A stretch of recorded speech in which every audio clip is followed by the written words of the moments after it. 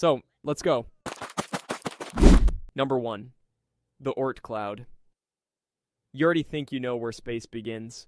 Somewhere up there, past the clouds, past the last satellite. But here's the first thing that's going to break tonight. You don't even know where your own solar system ends. You were shown a picture as a kid. A sun, 8 planets, maybe a sad little Pluto at the back. That whole picture is a lie of scale. Because wrapped around all of it, so far out it's almost embarrassing, there's a shell of frozen worlds called the Oort cloud. Trillions of icy leftovers from when the planets formed, sitting in the dark. How far out? The inner edge starts around 1,000 times farther than Neptune. The outer edge sits somewhere near a light year and a half away. That's not the edge of the planets. That's the edge of the sun's grip. Go past it, and other stars are pulling on you harder than your own sun is. Now hold on to this, because it's your ruler for the whole video. We have built exactly one thing that's escaped into interstellar space. Voyager 1, launched in 1977, moving at 17 kilometers every second, never stopping. It has been running for almost 50 years. It has crossed less than 0.2% of the way to the outer Oort cloud. To pass all the way through it, Voyager would need around 30,000 years. And this is the backyard. This is the part of space we call home. You haven't left the driveway yet, and the numbers are already refusing to fit in your head. So let's actually leave. Number 2. Polaris. You can find this one yourself. Tonight, go outside, look north, and there it is. The North Star. The one sailors trusted their lives to. The one that sits almost perfectly still while the whole sky wheels around it. Here's what nobody tells you when you point at it. You are not looking at Polaris. You are looking at its past. Polaris is about 430 light years away. That means the light landing in your eye tonight left that star roughly 4 centuries ago. It has been flying through the dark this entire time, crossing a distance you cannot picture, just to end its journey inside your eyeball. When that light left Polaris, telescopes were barely being invented. Nobody on Earth knew what a galaxy was. Entire countries that exist now didn't exist yet. And that light has been in transit the whole time, patient, silent, aimed at a person who hadn't been born. You don't need a spaceship to touch deep time. You just need to look up. Every star you can see is a little window into the past, and the further out you look, the older the view gets. Polaris is also the closest star of its kind that pulses like a heartbeat, which makes it the ruler astronomers use to measure everything further away, so keep it in mind. Because from here on, the past only gets deeper. Number 3. The Pillars of Creation. You've seen this one, even if you don't know the name. 3 enormous towers of gas and dust, glowing gold and green, newborn stars burning inside them. It's the most famous photograph in the history of astronomy. It hangs on classroom walls. It's beautiful. It might also be a photo of something that's already dead. The pillars sit about 7,000 light years away, and each tower is several light years tall. Whole solar systems could get lost inside one. And a while back, one telescope spotted something unsettling nearby. A cloud of hot dust that looks a lot like the shockwave from a supernova. An exploding star, close enough to knock the pillars down. If that's what it is, then the pillars were flattened around 6,000 years ago, blown apart, gone. But you'd have no way to know, because the light showing them standing tall is 7,000 years old. If they died 6,000 years ago, the news of their death is still 1,000 years away from reaching us.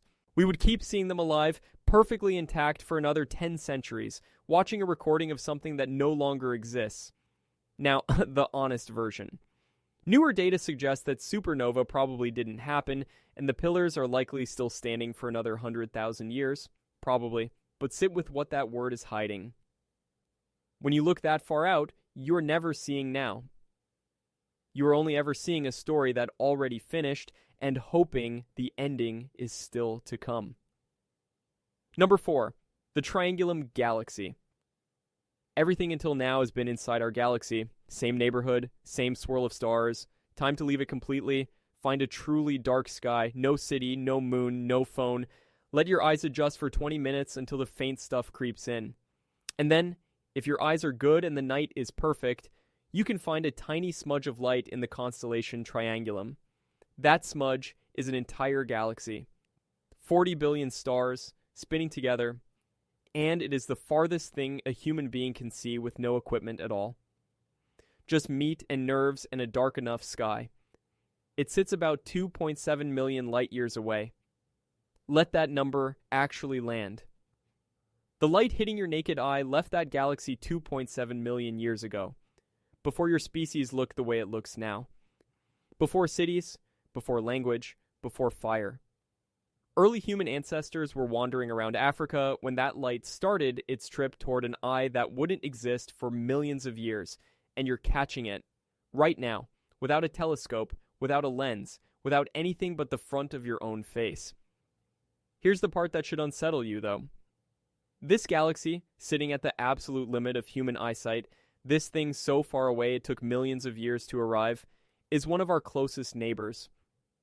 On the real map, it's practically next door. We have not gone far, not yet. Number 5, the Virgo cluster. So let's stop crawling between neighbors and make a real jump. Our galaxy runs with a small gang of others, Andromeda, Triangulum, a scatter of dwarfs. Call it the local group. It feels big, it is not big. Because sitting about 54 million light years away is something that makes our little gang look like nothing. The Virgo cluster. Over 1,000 galaxies, maybe 2,000, all bound together in one roaring swarm. Not 1,000 stars. 1,000 galaxies, each one holding hundreds of billions of stars, all crowded into the same patch of space like a city built out of cities. The light reaching us from there is 54 million years old. It left when the dinosaurs were already gone and the first small mammals were just starting to take over the planet. That light has been traveling the entire time mammals have existed, and now the part that should make the back of your neck feel cold. You're not watching the Virgo cluster from somewhere safe. That much mass, all in one place, has a pull. And our entire local group, our galaxy, this one, is falling toward it. You are not a spectator. You are already moving. Slowly, silently, across a distance you can't picture, toward a thing so heavy, it's reeling in everything around it, including you. Number 6, the most distant quasar. Now we stop measuring space and we start measuring time. Because the further out you look, the younger the universe gets, and we're about to look almost all the way back to the start. Out in the deep dark, there's an object with an ugly catalog name, J0313, and it is the brightest kind of monster the universe knows how to make. A quasar. A supermassive black hole at the center of a young galaxy, eating so much matter so fast that the stuff falling in screams with light before it dies. This one shines about 1,000 times brighter than our entire galaxy, not 1,000 times brighter than a star. 1,000 Milky Ways out of a single point. The light we're seeing from it left when the universe was only 670 million years old. The universe is almost 14 billion years old now. So this light is a message from the infant cosmos, from before the earth, before the sun, before almost every atom in your body was cooked inside a star. And the thing feeding it is a black hole 1.6 billion times the mass of the sun. Which is a problem, because there simply wasn't enough time, that early, for anything to grow that big. It shouldn't exist yet, and yet the light is right there. 13 billion years old, still arriving, still impossible. You are looking at the beginning of everything, and it's still not the edge. Number 7, Earendel. Here's a rule that should be true. At a certain distance, a single star becomes invisible. One star on its own that far away is simply too faint. The universe should hide it, there's just too much space in the way. The universe broke its own rule once, and let us see one anyway. Its name is Earendel, and it's the most distant single star ever spotted. The light we caught left it about 900 million years after the Big Bang, and it took almost 13 billion years to reach us. On the real map, stretched out by all that time, it now sits around 28 billion light years away. You're not supposed to be able to see something like that. So how did we? Pure luck of gravity. Between us and that star sits a gigantic cluster of galaxies so heavy it bends space itself into a lens. That lens caught the star's light and magnified it, maybe thousands of times over, and aimed it right at us. Without that fluke, that one star is invisible forever. With it, we get a single point of ancient light that slipped through a crack in space. Think about what that means. The far universe isn't waiting patiently for us to look. Most of it we can only see when space-time happens to hand us a magnifying glass. Turn the lens off, and the deep past just vanishes. Number 8, the most distant galaxy. This is where distance stops making sense. Not gets big, stops making sense. There's a galaxy called JADES found by the James Webb Telescope, and it is the current record for the most distant thing we've ever confirmed. We see it as it was around 290 million years after the Big Bang. That's the cosmic dawn, the moment the first galaxies were just flickering on. The light is 13.5 billion years old. Simple, right?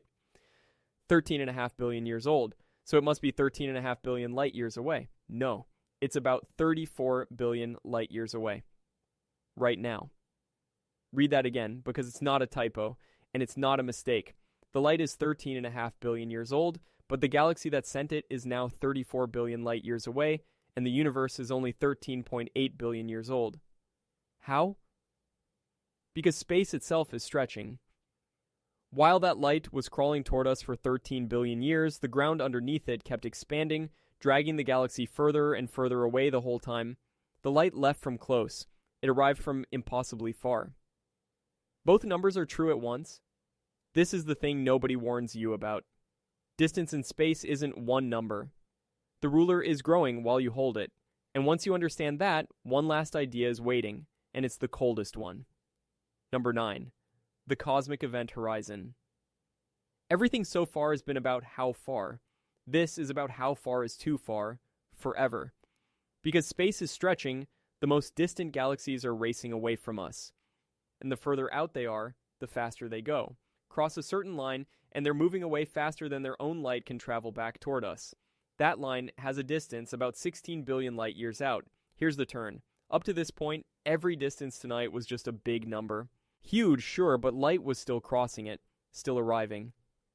This is different. Past that line, nothing that happens can ever reach you. No light, no signal, no message, not now, not in a trillion years, not ever. It isn't far away, it is gone. And it's most of everything. Of all the galaxies we can currently see, around 94% are already past that line of no return. We can watch them tonight, glowing, real, but we are watching light they sent long ago. If you left right now, at the speed of light, aimed straight at them, you would never arrive. The gap grows faster than you can close it, and it gets quieter still. As space keeps stretching, those galaxies fade and redshift and slip out of view, one by one. Far enough into the future, the sky goes dark. Any creatures alive then will look up and see only their own galaxy, alone in a black void with no evidence that anything else was ever there. No other lights. No proof of a Big Bang. Nothing. The universe is deleting itself from view. Slowly. Silently. Starting now. So the next time someone says space is big, understand what they're actually saying. It isn't just too big to cross. It's too big to keep. Most of it has already left and it isn't coming back, and one day, the whole glittering sky will be a thing that used to be there. You just happened to be alive early enough to see it while the lights are still on.